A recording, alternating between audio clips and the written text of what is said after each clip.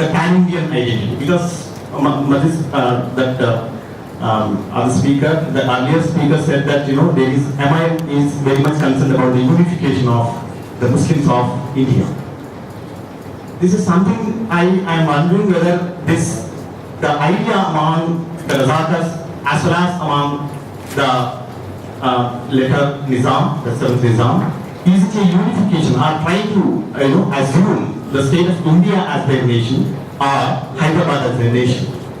When you look at the architectures, you see this distinctive identity of Hyderabad.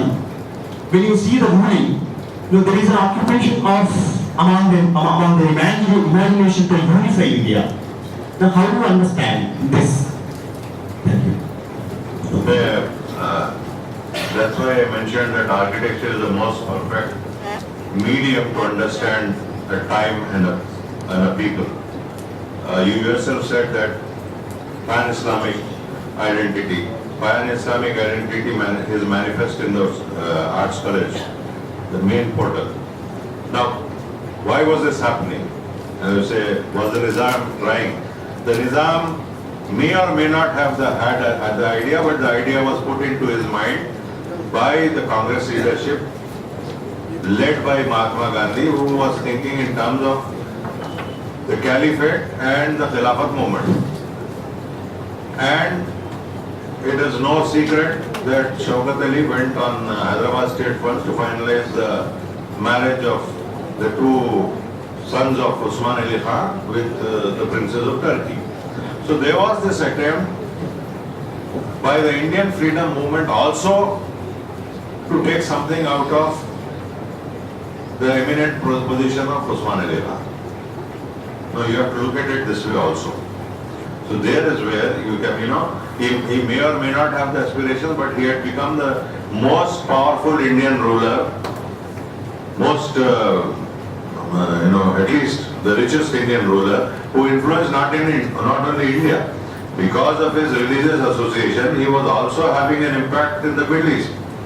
If we had conserved his archives properly, we would have found letters from all these great multi-billionaire sheikhs of the Gulf who were begging Hyderabad for, pittance so that they could survive. Everyone, believe me. And it was the Nizam who financed the first electrification of the holy Makkah. So, those links were already there. He was well known in the Islamic world. He was also human. I think we should get down to that. If 10 times someone tells you that you are a great man, one time at least you will think that yes, I am a great man. So he was, the solution for a lot of problems for the Islamic, not only the Islamic world, but for everyone. And he balanced it very well, I don't think. His greatest genius was that he knew how to pick people, the right people. He may have had periodic lapses in judgment and various other things. And of course, towards the end, the Majlis-e-Ittihadul Muslimin, he started off at something different, ended up at something different. I think even the most harshest critic of the Majlis will never equate Qasim Razvi with Bahadur Yarjang. Bahadur Yarjang was an entirely different thing. And the relation that Bahadur Yarjang had with Sarojini Naidu gives you an indication that he could not have been of that category which is painted to be. Sarojini Naidu always called him his son, and he behaved like a son with Sarojini Naidu. And these things happened, they changed. And as Dr. Rajendra Prasad Saab has rightly put it, we need a separation of the last couple of years of Nizam's rule from the earlier rule. What happened in 2 years cannot wash away what happened in 225 or some years. There is a history, we have a history, whole history of 225 years. Last 2 or 3 years something happens, you cannot say this out. As I told you, a lot of blame. What happened post police action?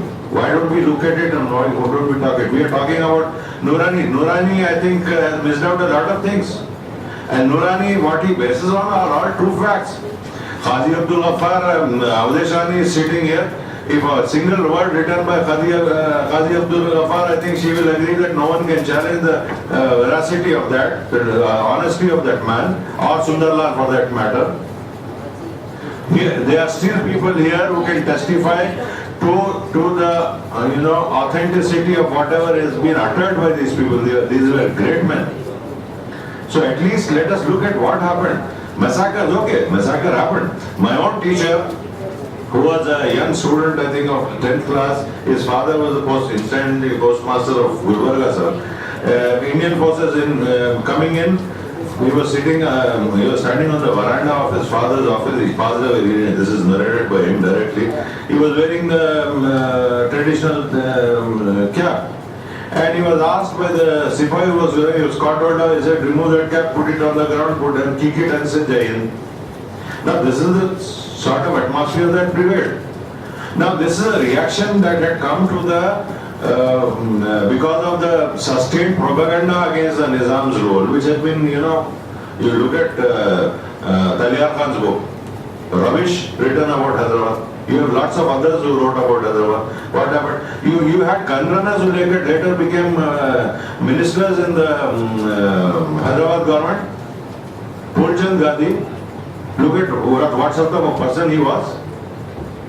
These are heroes? No, they are not. You see, you have to evaluate the entire, you cannot say the Nizam, this thing happened and that. What happened after him? My own parents, my mother, was a writer. My father was with the left, armed struggle and all that. They were supporting people. Till 1948, nothing happens. As soon as the Indian government takes over, all the communists are in jails. The Nizam never arrested these people, the peripheral leftists. So, you have to look at all things. The threat was for the Indian Union. The perceived threat was not from Hyderabad, not from the residual remains of the Raza caste, not from anything. Everyone knew that secret was out. There was nothing. They only had sticks. The Muslims of Hyderabad could not do anything. The real perceived threat, which the Congress feared, was a communist hold over because they were the single largest party. It was a whole exercise was to put down the left parties and nothing else. Post 1948, whatever happened shows that this whole hurry to get into Hyderabad and grab it was not because of the Nizam, but because of the perceived threat that the left might take hold of the region. That is one thing which we should be looking at.